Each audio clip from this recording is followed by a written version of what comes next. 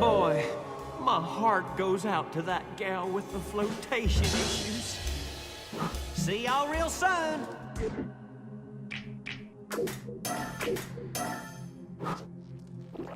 Ooh, feels good.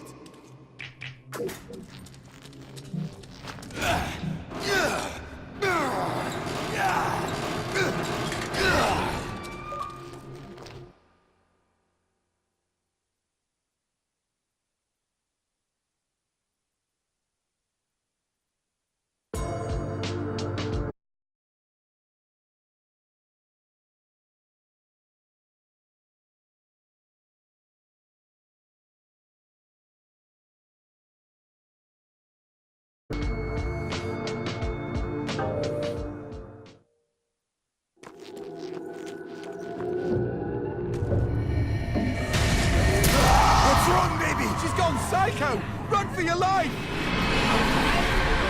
I hate to say it, G, but your girl has gone mental. She's always been crazy.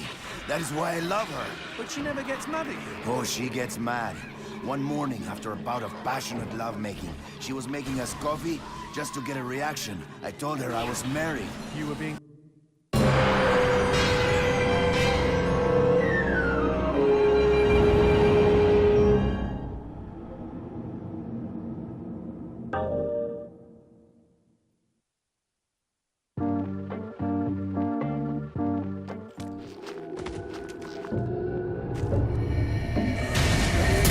What's wrong, baby? She's gone psycho! Run for your life! I hate to say it, G, but your girl has gone mental. She's always been crazy. That is why I love her. But she never gets mad at you. Oh, she gets mad. One morning, after...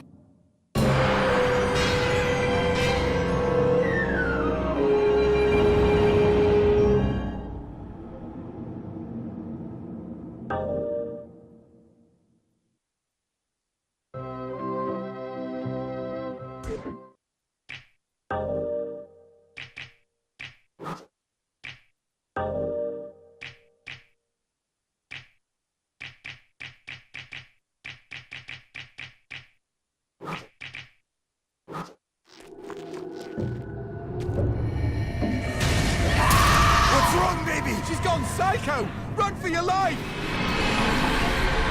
I hate to say it, G, but your girl has gone mental. She's always been crazy. That is why I love her. But she never gets mad at you. Oh, she gets mad.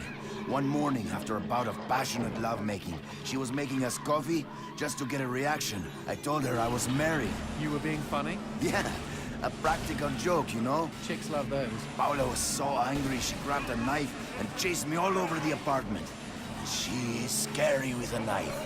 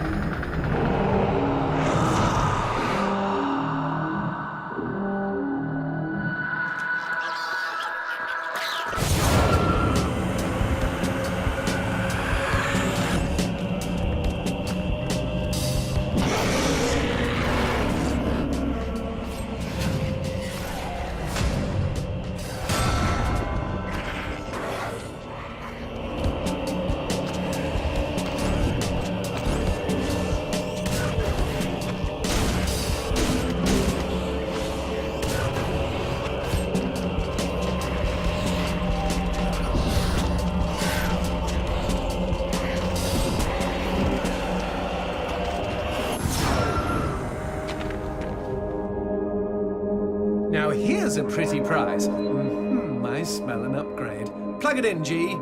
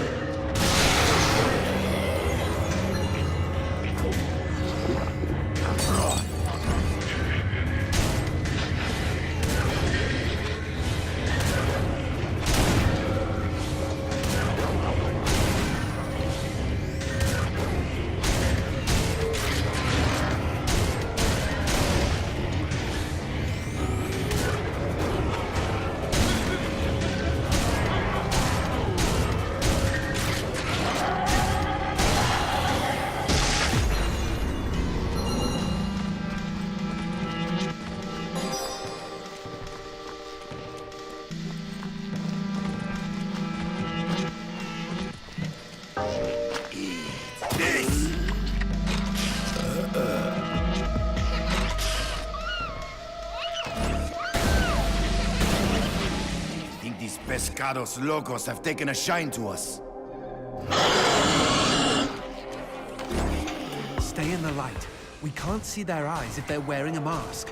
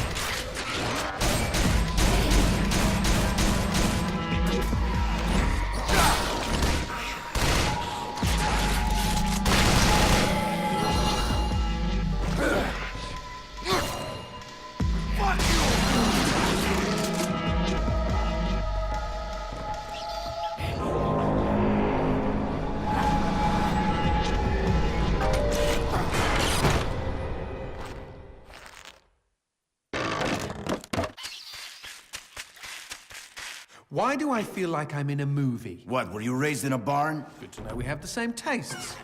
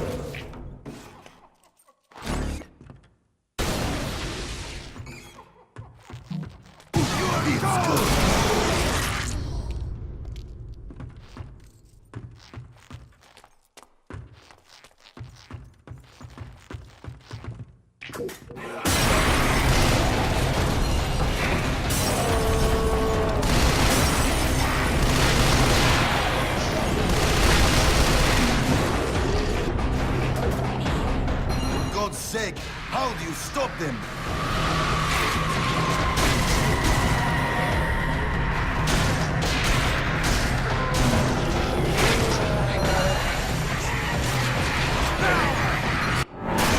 Fuck you.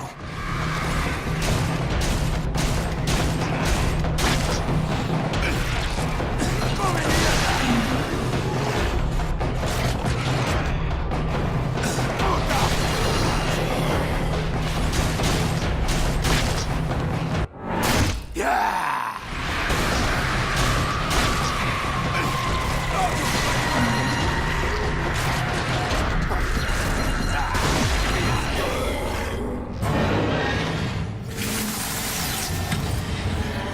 Motherfuck!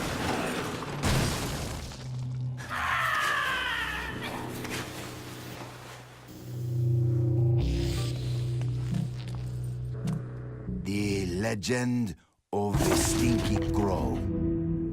Gall. For nearly 14 years, his mind had been soaring miles above. But Elliot Thomas was still stuck down on Earth in the boring town of Sinchester. Sinster. What? It's pronounced Sinster. How do you know? My cousin's from Sinster. Never mind. Keep going. Alone in his treehouse, he glued feathers to his wingsuit, readying himself for the day he would join the Phoenixes and Quetzalcoatls in the sky. "Dinner time," cried his mother from their house across the yard. Elliot sat at the center of the table. A TV dinner was challenged his BO as the dominant smell in the room. On his left, his mother yammered about her day at the ER. On his right, his father was absorbed in his smartphone.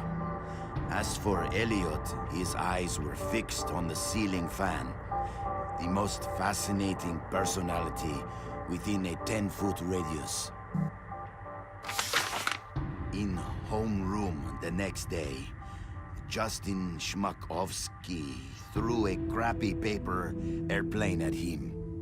Within seconds, Elliot had built a superior vessel. He stood up on his chair and swiftly launched the Papierflieger. What?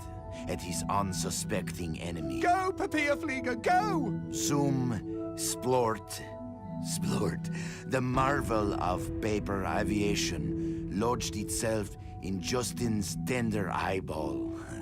"Mr. Thomas," bellowed their teacher, "go to the principal's office." Later that day, Elliot was cooing quietly to himself as he bought a candy bar in the lobby.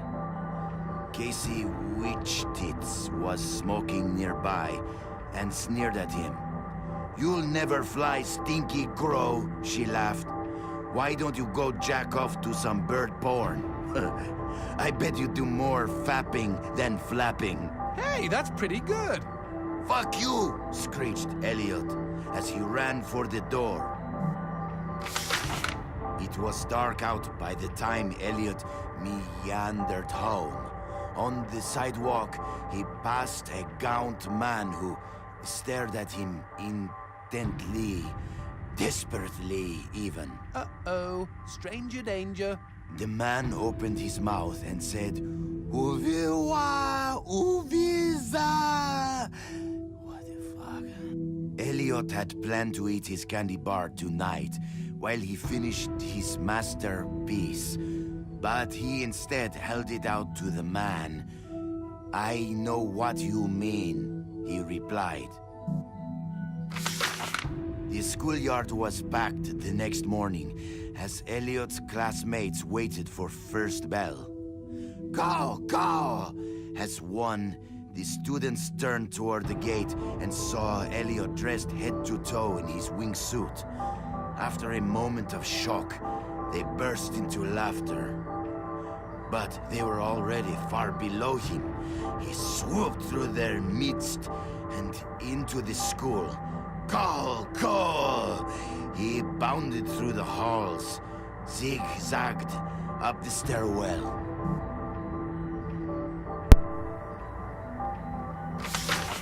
Go! The school let out a collective gasp when they saw a stinky crow on the roof. With a triumphant snap, he spread his wings, and a moment later, he had leapt. The next 2 seconds were the most beautiful of Elliot's entire life. He could feel their eyes upon him. He was flying, and their awe was keeping him aloft. 10 minutes later, as guidance counselors wiped bits of Elliot off sobbing students, and the police struggled to piece together the story you are reading now, Elliot's teacher looked down at the wreckage of the boy on the pavement and never forgot what he saw. One bloody hand had formed a peace sign. The other was giving him the finger. It's like an Alanis Morissette song. The end. Okay, lovely. I don't think I'll sleep for weeks. Quidad, cojones.